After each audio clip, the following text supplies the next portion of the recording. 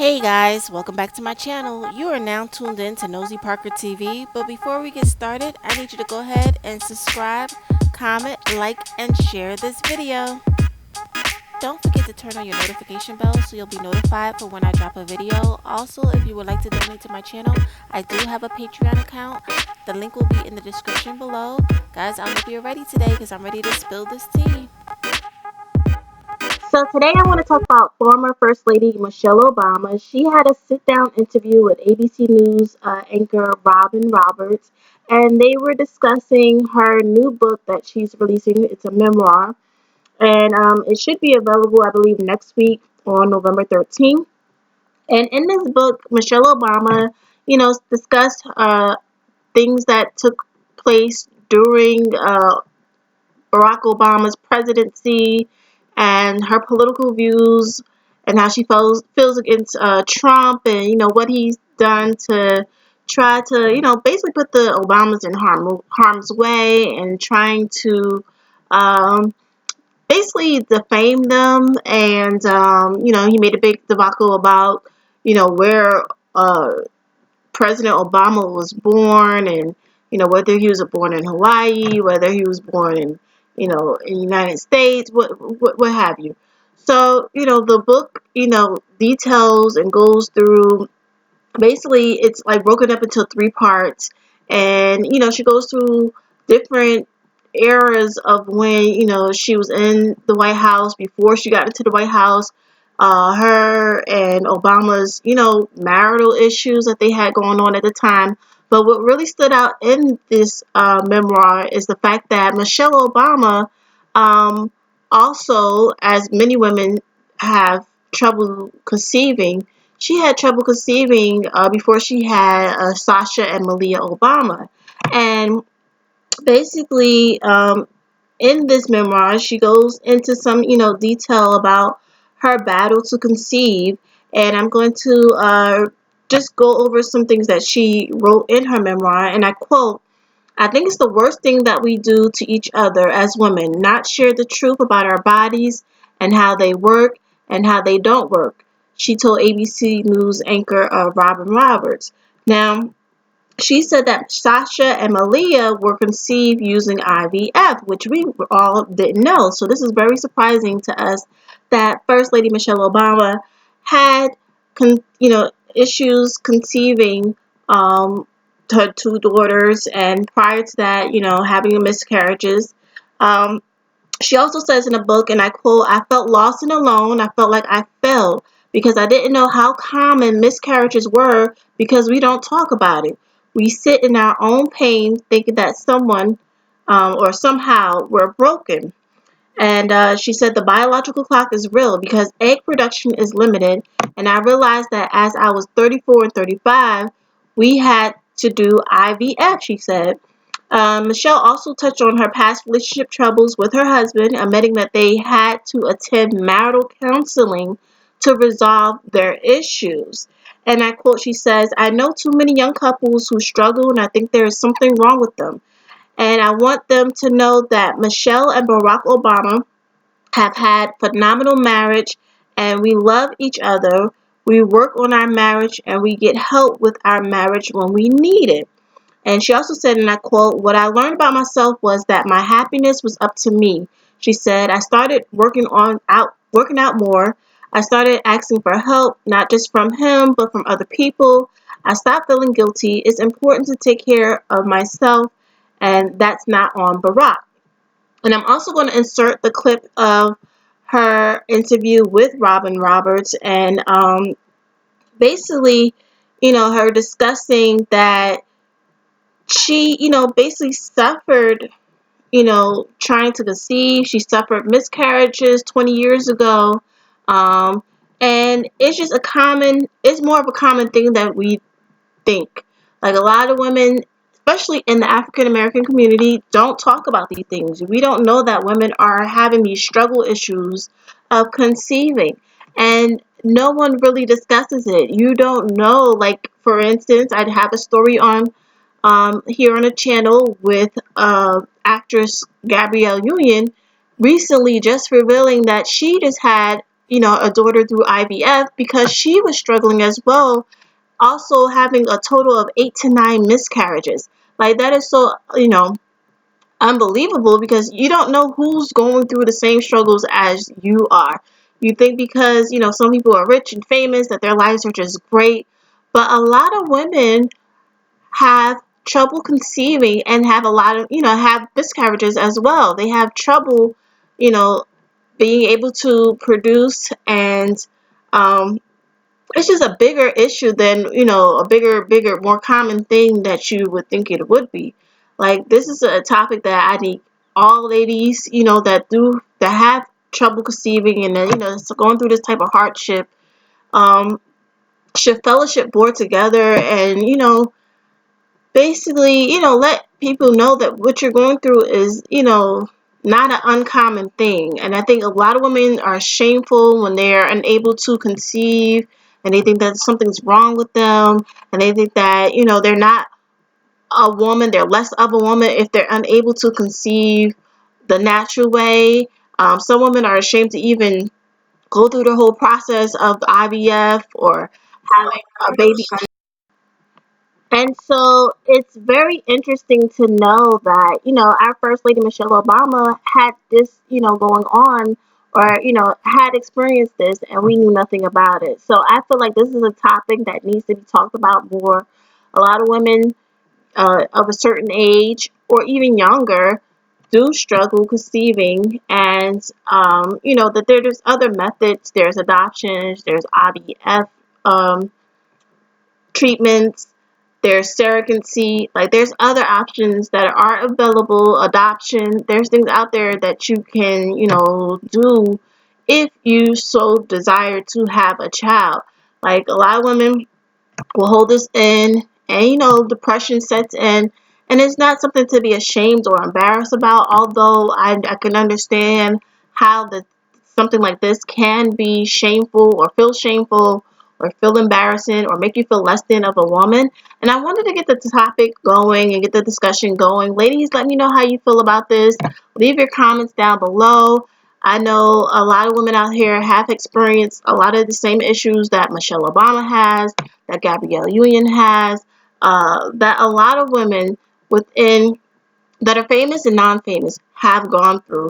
And I just wanted to see how, big of a issue this is out there, and just get the conversation going. Like, could you even imagine, like, Michelle Obama? We just look at her as the perfect first lady, along with our former president, and just think that life is just grand, like life is just great for them, not knowing that this is something that she had to go through her past. And now she has two beautiful daughters, Michelle and Malia Obama.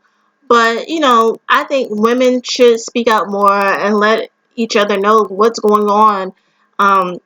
If you're having troubles conceiving, let people know, because I know that it's hard to have family around, and when you're first newly married and people want to know, good 3-4 years in, like, okay, where's the baby, like, when are you going to have kids? Those questions come about. People are constantly hounding you and wondering, like, why, I wonder why they haven't had any kids yet, like, what's going on, when are you going to give me grandkids, when are you going to give me a niece or a nephew?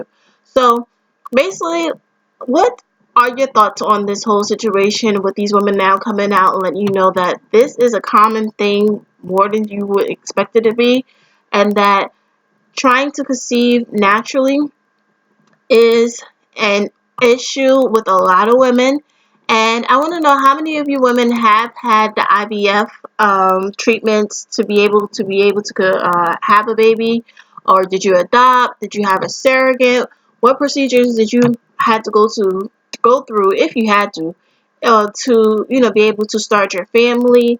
And I just wanted to get a discussion going on about this. Let me know what you feel about this whole situation, and leave your comments down below. Let's get this video up to 1,000 views and 100 likes, and I'll be back with another video. And go ahead and watch the clip of Michelle Obama with Robin Roberts, discussing her memoir book that should be out next week on November 14th.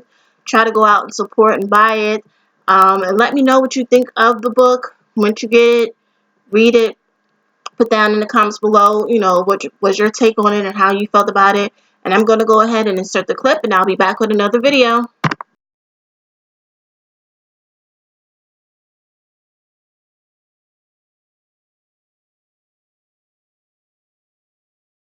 Now we're going to go to your exclusive, Robin, with Michelle Obama. She's preparing to release her book, as you said, her memoir, Becoming.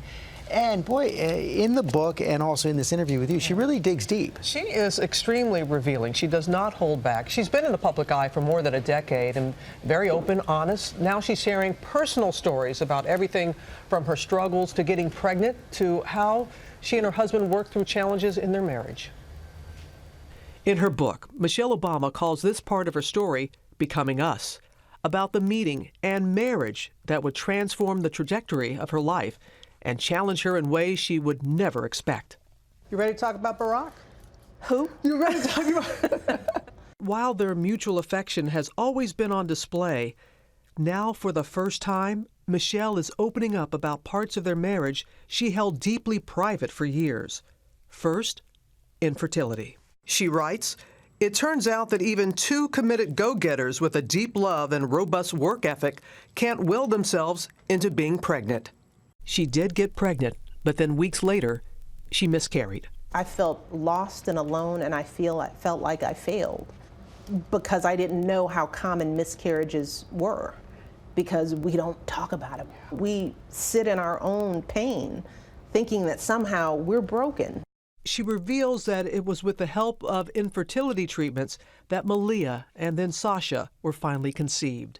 The biological clock is real because egg production is limited, and I realized that as I was 34 and 35, we had to do IVF. I think it's the worst thing that we do to each other as women, not share the truth about our bodies and how they work and how they don't work.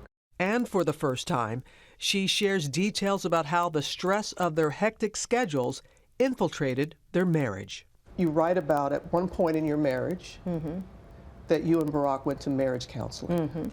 Why did you think it was important to share that? For those young people out there who think that marriage is supposed to be easy, and marriage counseling for us was one of those ways where we learned how to talk out our differences. What I learned about myself was that my happiness was up to me, and I started working out more. I started asking for help, not just from him, but from other people. I stopped feeling guilty. It's important for me to take care of myself. That's not on Barack. I know too many young couples who struggle and think that somehow there's something wrong with them. And I want them to know that Michelle and Barack Obama, who have a phenomenal marriage and who love each other, we work on our marriage and we get help with our marriage when we need it. Wow. Again, she was very insightful, very revealing, sharing stories that she has never done before. And it wasn't just limited to that. It can't be easy to talk about marriage counseling there. No, and I asked her, like, why did she want to do that? And you heard what she said, because she really feels, because you see her now, dancing and happy and the kids and all that. And she said it's so important. And she feels that, our stories, all of our stories, unite us, and it's very important to be open and to let people in and to see what their lives are really like. But you've interviewed her quite a few times over the years.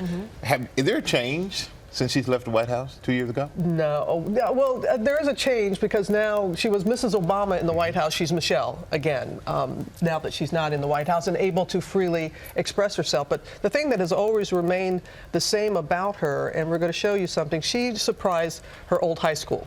She went to a dance class there. They weren't expecting her. They didn't know. They thought the cameras were there because we were filming something else. She walked in, and they absolutely erupted in seeing her. And that is the thing that's been consistent with her. She really,